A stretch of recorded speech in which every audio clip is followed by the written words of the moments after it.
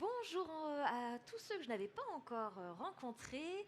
Nous sommes partis pour une session de pitch. Nous allons découvrir quelles sont les innovations au service de l'amélioration globale de notre société.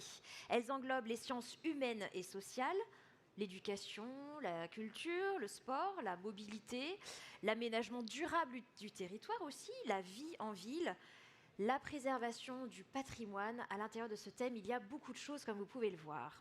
Et si vous pensez à d'autres sujets sociétaux, eh bien nos 8 pitchers de cette première session dédiée au thème vont certainement nous ouvrir encore d'autres horizons.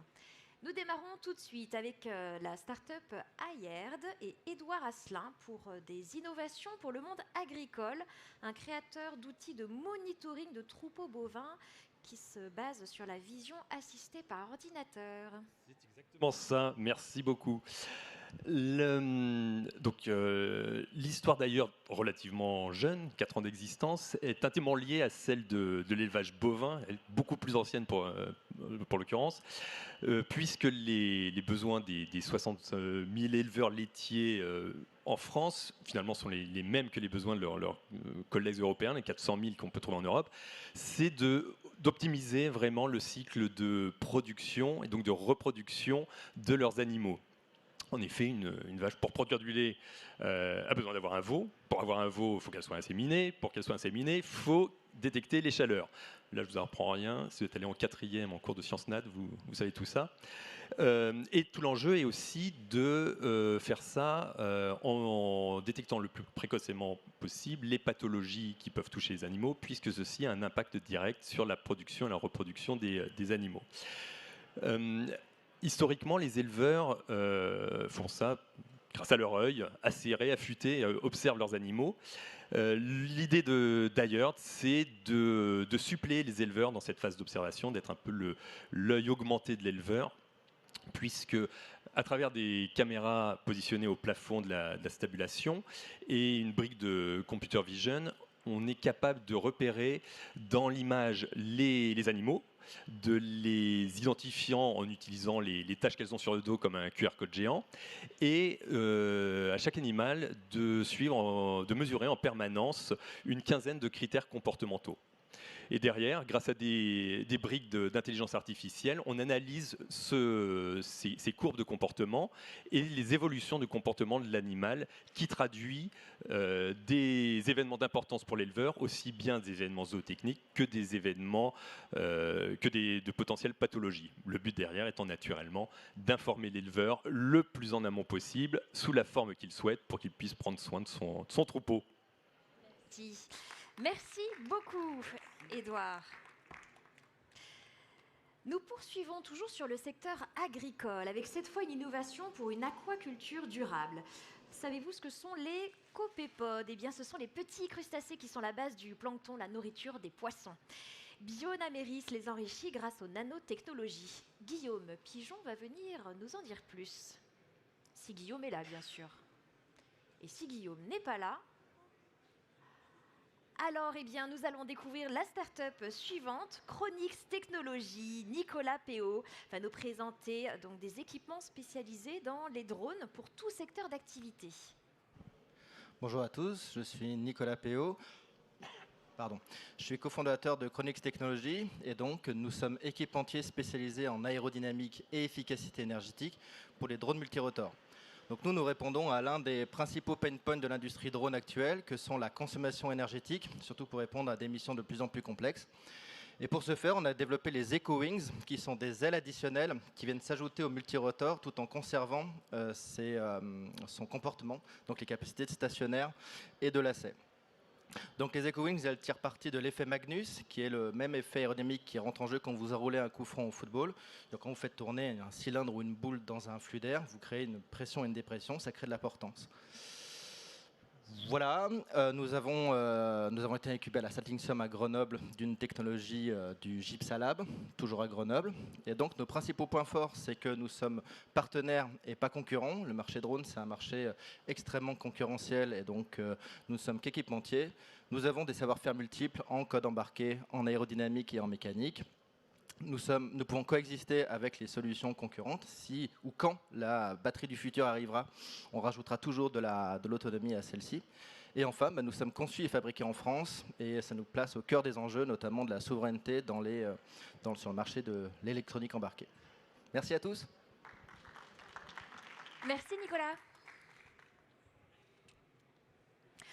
Allez, toujours dans les innovations autour des enjeux de société, on va parler de santé mentale maintenant. Emoface développe une thérapie numérique pour l'autisme avec des avatars. Adela Barbulescu, c'est à vous. Et pour vous aider, vous avez un timer sur la scène. Merci. Donc, bonjour à tous. Je m'appelle Adela Barbulescu. Je suis présidente ou cofondatrice de Emoface, qui est une entreprise deep tech issue de l'Université Grenoble-Alpes et de la Saatlinxia, qui permet aux autistes d'apprendre les émotions et les relations interpersonnelles grâce à un outil numérique basé sur des avatars 3D interactifs. Donc, développer ces compétences est un défi universel. Mais pour les personnes autistes, cela est encore plus difficile parce qu'ils ont des difficultés à la reconnaissance, à l'expression et à la gestion de l'émotion.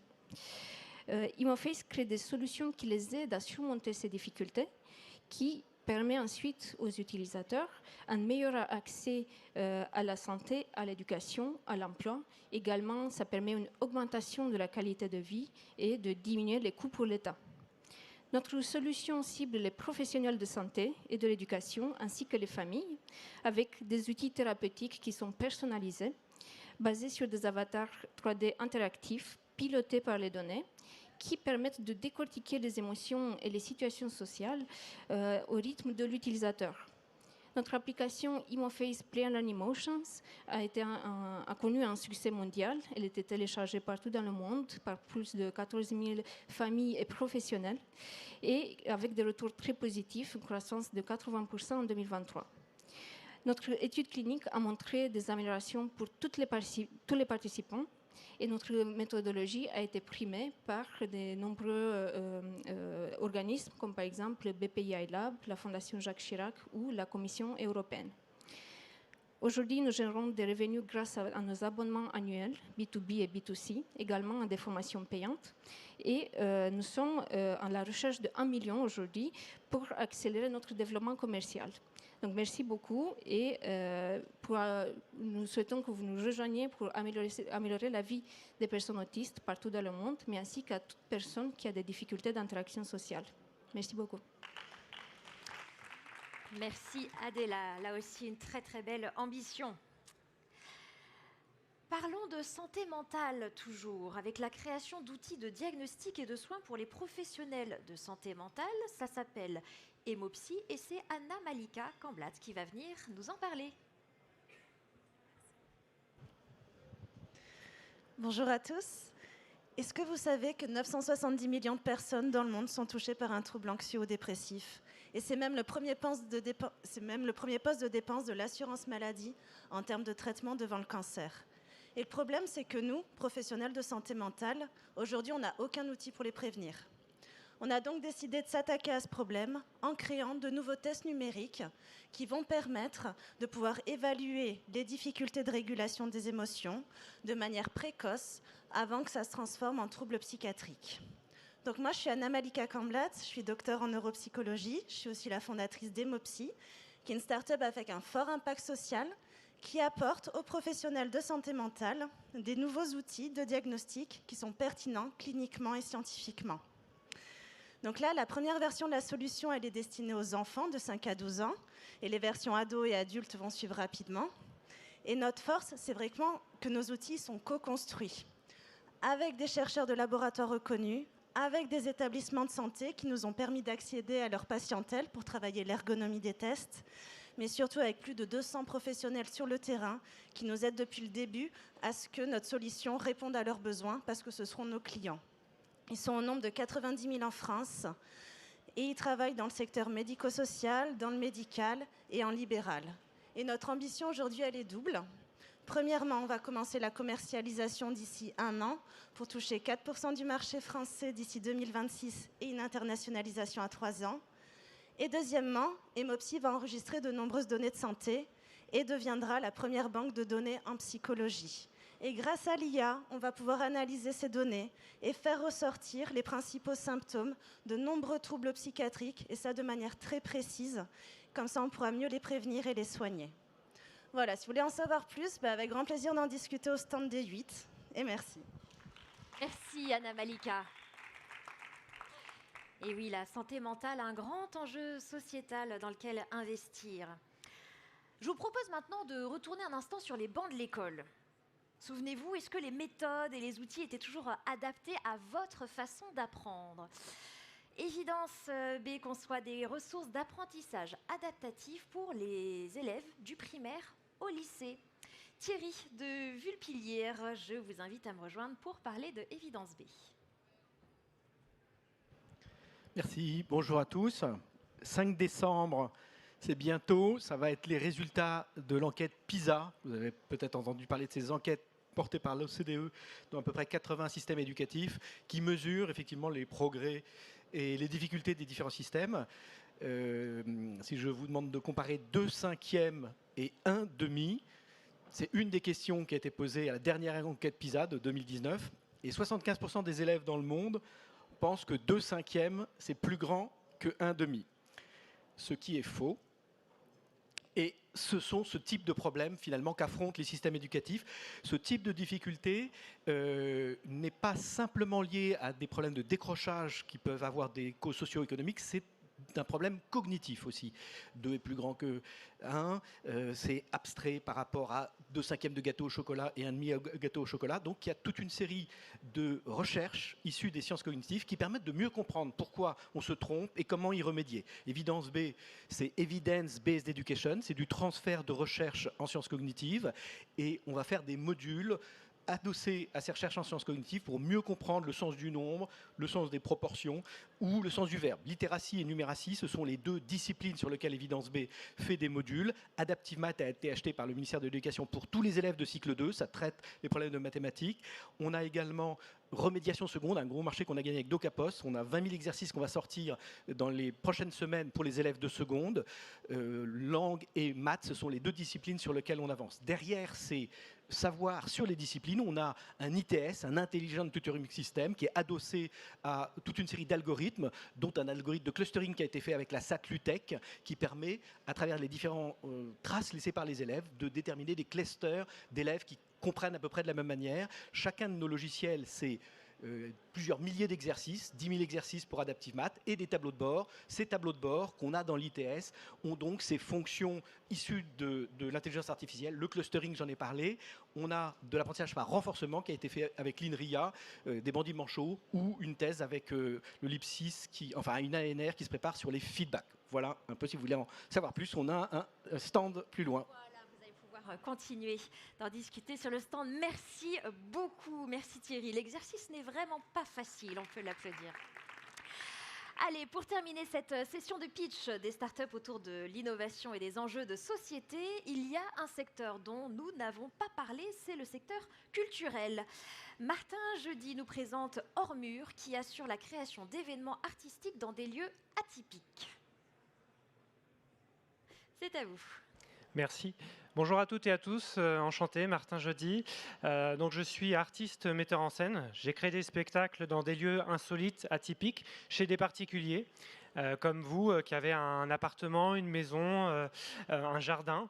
L'idée, c'est que sur Hors Mur, vous pouvez proposer votre lieu et organiser un spectacle de théâtre, un concert, une exposition. Et ça, très vite et gratuitement. Sur Hors Mur, un même utilisateur, c'est comme sur Blablacar, on peut être conducteur ou passager. Sur Hors Mur, vous pouvez proposer des projets artistiques, proposer des lieux et réserver des places pour des événements artistiques qui sont issus de ce matching entre projets artistiques et lieux. Alors, ça va très vite. On a ouvert cet été en 2 mois avec 3 000 € de communication. Il y a 600 lieux partout en France et 1 400 projets artistiques, tous domaines confondus, tous les arts sont concernés. La rencontre artistique vient très vite chez l'habitant. Les projets artistiques sont financés soit par billetterie, la billetterie est incluse dans la plateforme, soit par achat de prestations artistiques. Donc, je ne sais pas, vous avez une librairie, vous voulez organiser une lecture, vous pouvez le faire très rapidement sur Hors Mur. L'idée d'Hors Mur, c'est de lever les barrières de la diffusion artistique en tout lieu et partout. On s'adresse à énormément de types de publics, énormément de lieux. On intervient dans des EHPAD, des hôpitaux, des lieux du patrimoine, aussi bien que chez des particuliers qui ont une maison, un appartement, un jardin. Voilà. L'idée aujourd'hui, c'est de lever 1 million d'euros pour accélérer le développement de la plateforme en mur. On a déjà 1 million d'euros du ministère de la Culture qu'on va pouvoir solliciter et on a déjà sécurisé une enveloppe de 125 000 euros en BSAR pour lever le levier BPI, French Tech Seed. Donc ça fait une enveloppe totale de 375 000 euros, soit un tiers de la levée totale. Donc on va chercher les 2 tiers. Si vous voulez faire partie aujourd'hui de cette aventure de l'art hors les murs, pour plus d'inclusion, pour permettre à des gens de vivre une expérience inédite, pour organiser ça dans son appartement directement, je vous souhaite de vivre l'expérience, c'est juste incroyable. Il y a un artiste qui vient chez vous, vous vivez une vraie expérience, vous êtes dans cette interaction avec cet artiste qui est là, vous accueillez des personnes qui sont inconnues chez vous, chaque hôte qui témoigne d'une expérience avant tout qui est unique. Et je vous souhaite de découvrir cette expérience parce que c'est ça qu'on croit, c'est vraiment chaque événement rassemble 20 à 100 personnes et parmi ces spectateurs, il y a d'autres lieux qui s'ouvrent à leur tour pour d'autres événements. Donc participer dans cette danse artistique, elle est juste incroyable. Merci beaucoup Martin, bravo.